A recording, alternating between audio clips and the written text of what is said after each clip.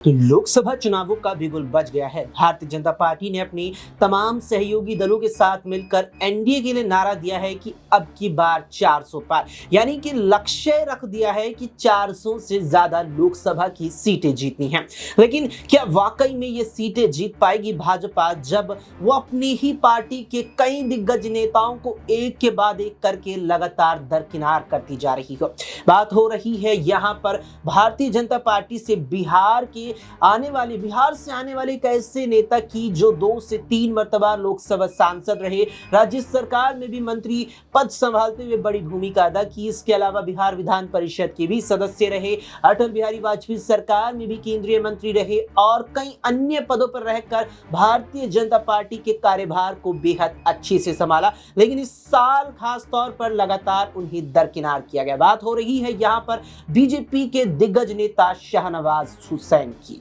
आखिरकार बात जरूरी है। नमस्कार, एसपीएन 9 न्यूज आप देख रहे हैं, आपके साथ मैं हूं अक्षय अग्रवाल। बात करेंगे शाहनवाज हुसैन को लेकर बीजेपी के इस रुख की हमारे सहयोगी अमन जी के साथ। अमन जी, जिस तरीके से देखने को मिला शाहनवाज हुसैन को लेकर बीजेपी आला कमान ने जो अपना रवैया अख्तियार किया, इस साल लगातार ही उन्हें दरकिनार एक प्रकार से नजरअंदाज किया गया, दरकिनार किया गया। चाहे नीतीश कुमार की सरकार बनना हो एनडीए वाली, वहां राज्य की जो मंत्रिमंडल यहाँ पर गठन हुआ वहां उन्हें जगह नहीं दी गई। उसके बाद यहाँ जो राज्यसभा के उम्मीदवारों का चयन होना था वहां भी शाहनवाज को दरकिनार किया गया और अब लोकसभा टिकट भी भागलपुर से नहीं दिया गया। क्या कारण हो सकता है इन्हें लगातार दरकिनार करने का? देखिए, बिल्कुल आपने सही कहा, क्योंकि जिस तरह शाहनवाज का कद है, मजबूत नेता है, बीजेपी के अरसे से लगातार बीजेपी के साथ जुड़े हुए हैं, अटल बिहारी सरकार में सबसे युवा मंत्री भी थे।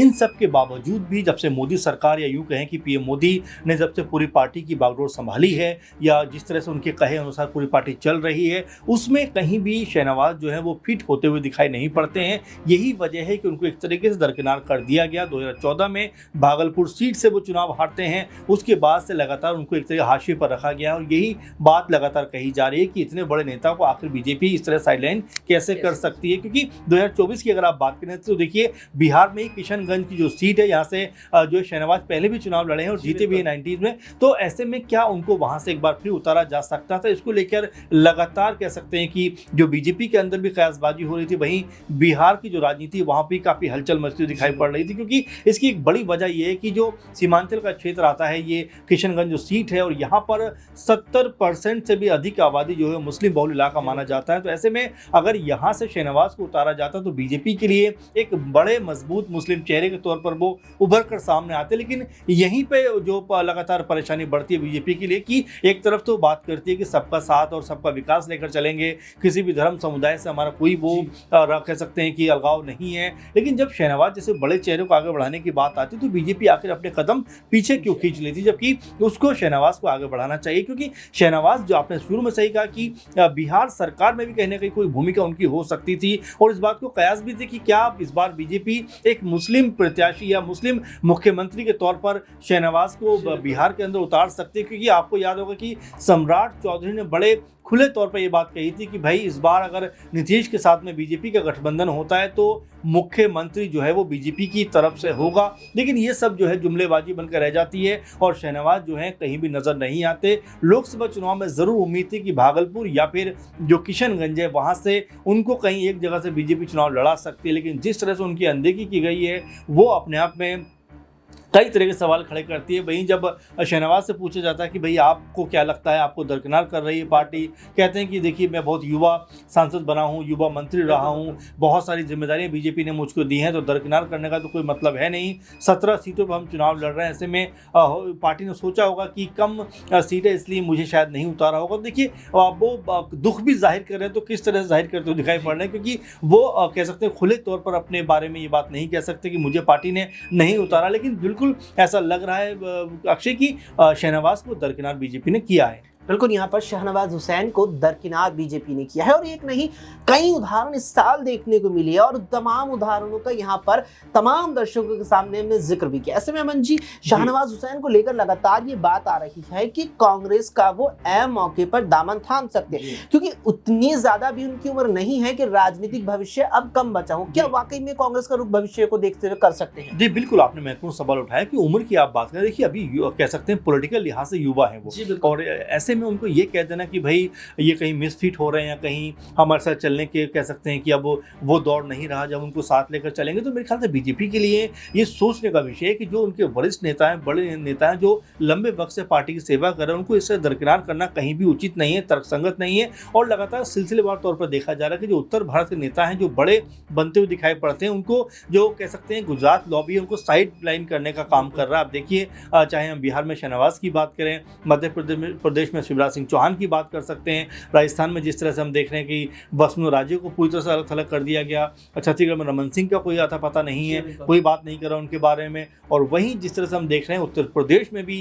जो सीएम योगी हैं, उनके साथ भी कोई बहुत अच्छे रिश्ते नजर नहीं आ रहे। मंच पे भी आप देख रहे हैं कई वीडियो सामने आते हैं कि किस तरह से व्यवहार करते हुए दिखाई पड़ते हैं। कभी उनके सामने जाते उनको नमस्कार नहीं करते हैं, कभी उनसे कह सकते हैं कि हालचाल नहीं लेते हैं। और ये सब चीज़ें जो है वो लगातार कह सकते हैं लोगों की नज़र में भी आ रहा है। तो बिल्कुल ये स्पष्ट बात है अक्षय कि जो उत्तर भारत के जो बड़े ताकतवर नेता बनते जा रहे हैं बीजेपी में, वो खुद कहीं ना कहीं कह सकते हैं कि जो बीजेपी का आलाकमान इस वक्त है, उन्हीं के लिए कहीं कोई बहुत अच्छी कह सकते हैं उनके लिए कोई नियत नहीं रह गई। आप अनिल विज को देखिए कि जिस तरह हरियाणा में कह सकते हैं सरकार दोबारा बनती है, 6-7 महीने का वक्त बचा सरकार का, ऐसे में लगा ये था कि अनिल विज जो बड़े चेहरा हैं बीजेपी के, कि उनको अगर बीजेपी अगर रिटायर भी करेगी पॉलिटिक्स से तो एक अहम पद पर जाकर करेगी। लेकिन जिस तरह से उनको दरकिनार किया गया वो भी सवालों के घेर में। तो एक नहीं अनगिनत ऐसे उदाहरण हैं जहां पर बीजेपी अपने नेताओं को साइडलाइन कर रही है। इसी तरह से शहनवाज के बारे में हम कह सकते हैं कि उनको भी जिस तरह से साइडलाइन किया जा रहा है, मेरे ख्याल में वो बीजेपी की रणनीति के तहत है। इसीलिए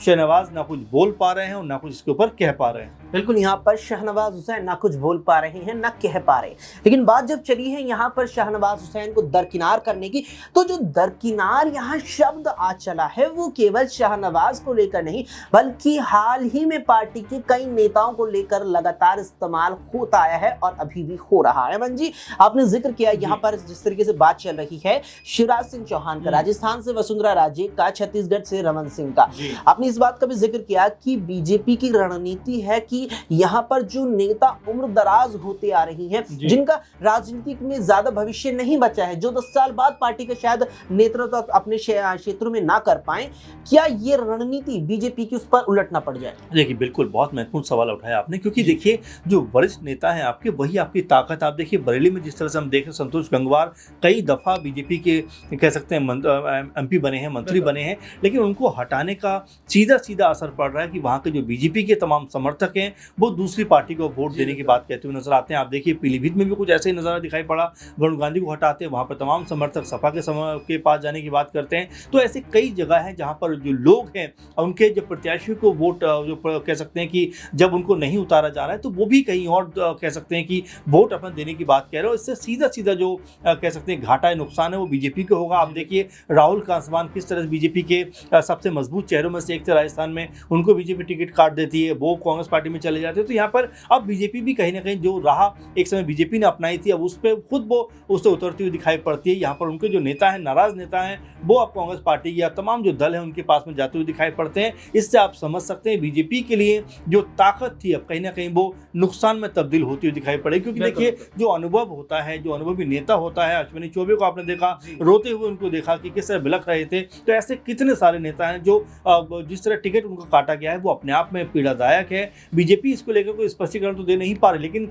ये जरूर कह रही है कि देखिए प्रोसेस में चेंजेस होते रहना चाहिए, नए लोगों को मौका मिलते रहना चाहिए। लेकिन क्या वाकई ये तरीका सही है कि जिन्होंने बरसों तक आपकी सेवा की हो उनका आप टिकट काट दीजिए और दूसरी पार्टी से लोग आपके पास आए हो? आई थिंक 120 है, 100 कुछ ऐसा आंकड़ा है, 100 से ज़्यादा का आंकड़ा है जहाँ पर बीजेपी ने दूसरे दलों से आए हुए लोगों को टिकट दिया, लेकिन अपने लोगों को भूल गए। तो यहाँ पर अब अंदर खाने में भी कहीं ना कहीं इसको लेकर जो बगावत है या बागी सुर है वो भी उठते हुए दिखाई पड़ेंगे। बिल्कुल, यहाँ पर बगावती सुर भी अब उठते हुए दिखाई पड़ेंगे, क्योंकि शहनवाज हुसैन ही इकलौता नाम नहीं है। कई ऐसे हाल फिलहाल में बीजेपी के बड़े और दिग्गज चेहरे रहे हैं जिन्हें पार्टी की इस रणनीति के तहत यहाँ लगातार ही दरकिनार किया गया है। लेकिन वहीं अगर शहनवाज हुसैन को लेकर बात की जाए तो राजनीतिक भविष्य अभी भी उनका काफी बेहतर नजर आता है, जिसके लिए पर्याप्त वक्त भी उनके पास है, जो कई सालों के रूप में अभी भी यहाँ उनके साथ चल रहे हैं। वैसे में देखना होगा कि शहनवाज हुसैन बीजेपी के महज स्टार प्रचारक बनकर रह जाएंगे या फिर